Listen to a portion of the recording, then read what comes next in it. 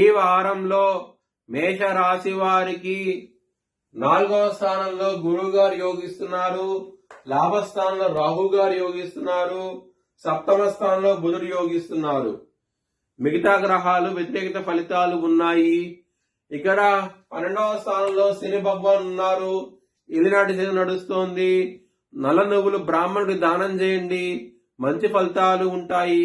నవగ్రహ టెంపుల్ కి వెళ్ళండి, ఇంకా మంచి ఫలితాలు ఉంటాయి. మంగళవారం రోజున శనివారం రోజున ముఖ్యమైన పనులు స్టార్ట్ చేస్తే కనుక ఖచ్చితంగా విజయం సాధిస్తారు. ధన లాభం అంటూ ఉంటది. గురువారం రోజున ముఖ్యమైన పనులు స్టార్ట్ చేయకండి.